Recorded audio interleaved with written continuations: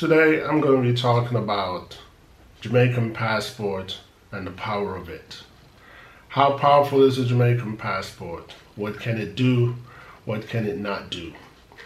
And I'm going to broadside the topic by covering Caribbean communities and as much as I know about it and how does it affect a Jamaican citizen or a Jamaican passport holder. After that, I'm going to further broaden it to Jamaican independence and the affiliation that Jamaica, the country, has to do with the United Kingdom presently. Recently, I applied for and received a Jamaican passport. As much as I'm not living in Jamaica at the moment, I saw that Jamaica has created a new passport and I wanted to have one. I had one of the older version and I thought, yeah, I'm gonna apply for this. My passport, the older one, had an entire year left in it. I was so anxious to get a new one that as soon as I was legally able to apply for it, which is less than a year, I sent off, applied for it, and received it. My excitement of having this passport was so large that I decided to post a picture of myself holding the old and the new on one of my social networks. A few people liked it, and then one of my online friends decided to comment on it. This friend is presently living in Jamaica, and he was saying, it's good to see how you have a Jamaican passport because he doesn't have a new one. And I was saying to him that what I really liked about it was the fact that the CC is now embedded in it, that says Caribbean communities. I mean, with or without the CC, Jamaica passport give you the right of passage to the Caribbean communities. These are visa-free zones. Before I get into that, let me just cover the power of a Jamaican passport on a world scale. The world currently has 195 countries, and the power of a Jamaican passport allows any Jamaican citizen or a person that's holding a Jamaican passport to go to 79 of the 195 countries of the world visa-free, hassle-free. This doesn't necessarily mean you can go to 79 of the world's countries to live there. What it does mean is that it's visa-free. You show your valid passport, your reason for visiting, tourism, friends, whatever, and you slide into the country. Some country differs. As a tourist, you can stay there 90 days, some up to 6 months. We won't get into that. I just want to emphasize that from the door, the power of a Jamaican passport allows you to travel visa-free to 79 of the world's 195 countries. Now, in regards to Caribbean community access, Jamaica is a part of the Caribbean community. The Caribbean communities is made up of 28 countries in the Caribbean. 15 of those are full members, 5 are associate members, and 8 of those are observers. Despite being observers, associate member, or full member, they're all a part of the Caribbean communities, and having a Jamaican passport allow you to enter hassle-free without needing a visa. The full member states are, I'm saying state because I currently live in Europe. The full member countries of the Caribbean communities, these countries have an agreement under the law of the Caribbean communities that people from Jamaica has a right to roam, to live and work in these countries. It's a community. Jamaicans can do it, and people from those 15 countries can also go to Jamaica and do the very same thing. The other 5 who are associate members, rules and regulation may differ. I won't get into all that because each country has its own rules and regulation where citizens of the full member countries are concerned that are visiting or coming into their countries. And same thing goes for the observers. It's kind of similar to the European Union, where most of the countries in Europe are a part of the European Union. But take, for example, Switzerland. Switzerland is a part of Europe. They're a part of the EEA, but they're not a part of the European Union. What this means, it means like any citizens from the European Union, because the European Union does have some agreement with the EEA. The EEA and the European Union goes hand in hand, but where Switzerland is concerned, Switzerland took a part of the deal, but not the whole deal. So it does allow European citizens to visit Switzerland or come to Switzerland, look for work or residence, but Switzerland still has the power to say yes or no. So let me take one country from the Caribbean communities that has reflected the very same action. Mexico. Mexico has done the very same thing. So even though Mexico is a part of the Caribbean communities, people holding a Jamaican passport could go to Mexico, could decide to live there, could decide to work there, but it's not automatic. It's not automatically granted because Mexico didn't say okay to all the rules and regulation and the agreement to the Caribbean communities. But the 15 full members, Jamaicans and people holding a Jamaican passport, has 100% absolute right to live, work, or visit that country without a visa, without being hassled, without any form of persecution. And I need Jamaicans who might be watching this to wake up. If you go to any of those 15 full member countries and have any form of hassle at the airport, your rights are being violated, and you need to know that you can take legal action now against this. Let's compare a Jamaican passport to the US and the UK, and then I'm going to get into Jamaica's relationship with the United Kingdom. So, like I said, the world has 195 countries. And after 195 countries, Jamaican passport holders can only go to 79 of those countries without a visa. It's okay. It's not the most powerful passport, obviously, but it's okay. While someone from the US or someone holding a US passport can go to 158 of those countries without a visa.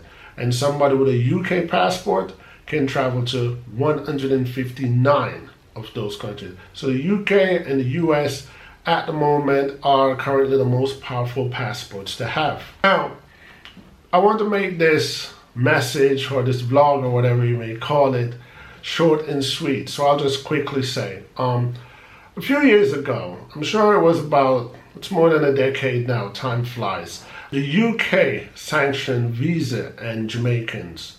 Anybody that's holding a Jamaican passport required a visa to go to the UK. Years before that, decades before that, it was not required of Jamaicans to have a visa to go to the United Kingdom.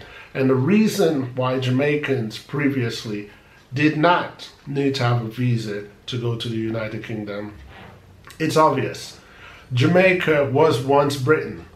Jamaica attained independence in 1962, to be precisely August 6, 1962. That's when Jamaica became independent. But Jamaica became independent with some fine prints. As much as they were independent, the Queen of England still remains their head of state. And even though the Queen of England does not live in Jamaica, the Queen of England has always have a representative in Jamaica known as a Governor General. So since 1962, when Jamaica has attained its independence, Jamaica still remains a territory of the United Kingdom. And because of being a territory of the United Kingdom, its citizens never required to have a visa to go to the United Kingdom. When you get to the airport, you do need to explain your reason, whether that is family or same like the Caribbean communities. But a visa, so to speak, was not necessary. I will say whether or not I feel as if it was just or unjust. I won't get into the reason that was cooked up or conjured or the actions that brought the United Kingdom to put a visa sanction on Jamaicans. This is how I feel about the situation.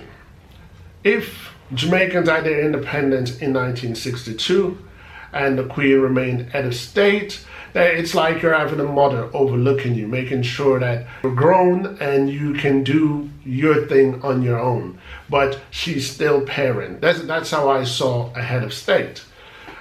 But if the head of state decided for one reason or another to say, well, you're all grown, you need to take responsible for your actions, so from this point on, you're on your own, and in order to come to my country now, you guys require a visa.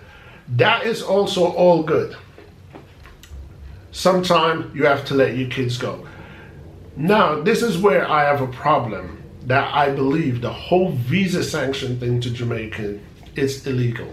The Jamaican government allowed the UK government to impose a visa requirement on Jamaicans while the Queen of England still remains to be their head of state. That just doesn't make any sense. That would be like living at home with your mom and she's saying you can't go to the garden. That's how it works when you're a child. If the Queen of England is still the Jamaica head of state, it means we are still family, we're still connected, we're still related. I shouldn't need any visa to enter the United Kingdom. However, let me not get too passionate about the situation.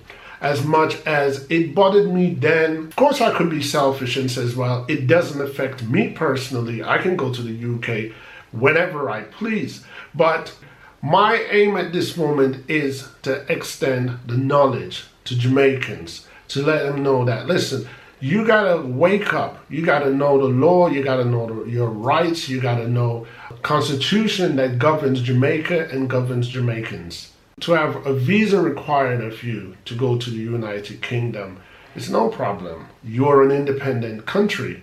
But if the country that's imposing the visa from you still runs your country, still have a say-so in your politics, is the head of state for your country, then listen, you don't have to go to Harvard Law to figure that out. It's common sense. The next thing is Jamaica gained independence August 6, 1962.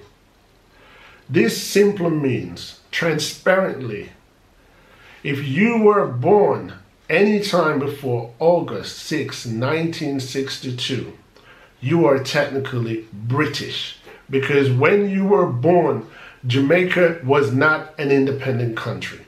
So you were actually born in the UK. So to have a visa required of you is ridiculous. So I also want to wake up Jamaican people to let them know education is the key. Jamaica is one of those countries that promote education, and they promote education, and being smart is good and being smart is great. But what's the point of being smart if you guys are never ever going to put it in action? So y'all got to speak up. Y'all got to let your voice be heard, you know. So as far as the Jamaican passport and its power is concerned, I believe that I've covered that. As far as Jamaican independence and Jamaican citizens are concerned in regards to who's just Jamaican citizens, it's obvious. If you were born after August 6, 1962, you are only Jamaican. If you were born before August 6, 1962, you're technically British and Jamaican. Unless somebody can go downtown Kingston, at the Jamaica printing, I believe that's where it is, on Duke Street, and you can get this book that tells you all the laws of Jamaica, the Constitution of Jamaica. It can be purchased. All the Jamaicans should know this. It was very cheap. I bought it a couple of years ago, and I'm sure I didn't pay no more than 200 Jamaican dollars or 500 Jamaican dollars for it. Jamaicans need to start reading, start knowing their rights, and stop using this radical attitude. And most of all, stop saying, I saw it go. I saw them treat with. No. I'm not with that. We are the citizens. We allow people to treat us the way they treat us. And if you don't have a voice, or if you don't have a legal rebut, then people's going to walk over you. So wake up and know your rights as Jamaican and make a stand. You know, I'm not saying bully anyone. I'm just saying, if you travel to the Caribbean communities, make sure that you know your legal right as a Jamaican passport holder entering that country, or living there, or wanting to stay there. And when it comes to being the Jamaican British thing that I just said, who knows? Amendments probably have been made, but as far as I know, there's no amendments made. And every Jamaican that were born on the island of Jamaica before August 6, 1962, should have the same rights, freedom, just like a person that was born in the UK at any point. I hope this information helps. Until next time, peace.